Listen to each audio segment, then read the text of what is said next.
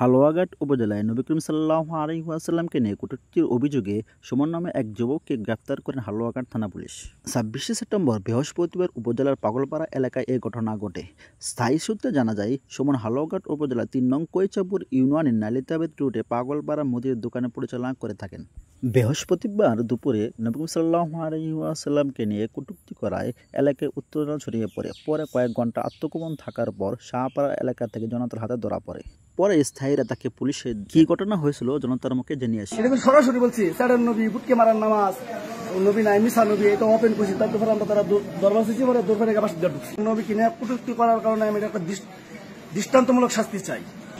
তবে আমি হেন থেকে একটা সহ্য বলছি, সে উত্তেজিত হয়ে বললো যে আমার নবী লইয়া কথা বললো, মানে খারাপ ভাষায় কথা বলবো। যে খারাপ ভাষা আমি প্রকৃত কইয়াম যে ভাষাটি কইছি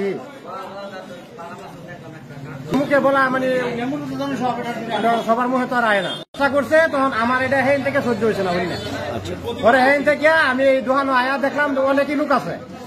সুমন রে হিরাই বল হইতেছে, সুমনে ওই হুলপুরের লোকটা মারবার দিতেছে। তখন আমি বললাম, তো শুনো, তোমরা এলো তর্ক বিতর্ক কি লয়ে করছো এটা আমি জানি না, কিন্তু তোমরা মারামারি কাটাকাটি যাই করো, কিন্তু আমার নবীর লইয়া তুমি খারাপ প্রযুক্তি কথা কইবা এটা মান্য নেওয়া যেত না। তখন আমার ওই তার বাপে আর এই সুমনে আমার মানে ইচ্ছা এই সবার মাথাতে নিতে থাকা কে লেগে মারবার লেগে আয় না কে লেগে এটা তো আমি কইবি না, তার মনে তোমার আমি কইবি না। পরে পাবলিক বাদিয়েছে। এখন আমরা এইটার উপযুক্ত বিচার চাচ্ছি, কিন্তু আমারে আপনি মারবেন এতে আমার কোনো সমস্যা নাই, কিন্তু আমার নবী রাসূল কি অপরাধ করছে তারে নিয়ে কুসমস্ত কথাবার্তা করবো কেন?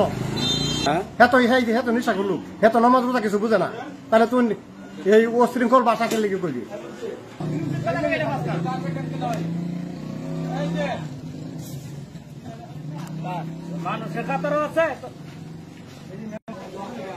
মোহাম্মদ আব্দুল মুতালেব, আমি পাগলপাড়া কাঠের ব্যবসা করি। সে হুজুর পাক সাল্লাল্লাহু আলাইহি সাল্লাম রে নিয়ে সুমন মানে খারাপ কূটনীতি কথা বলছে, মানে খারাপ ভাষায় কথা বলছে, যেটা না বলার মতো না। ঠিক আছে, নামাজকে নিয়েও সে উশৃঙ্খল ভাবে কথা বলছে, খুবই খারাপ ভাষা কথা বলছে। এজন্য সবাই আমরা এখানে সবাই প্রতিবাদ করছি, সে খারাপ কথা কেন বললো।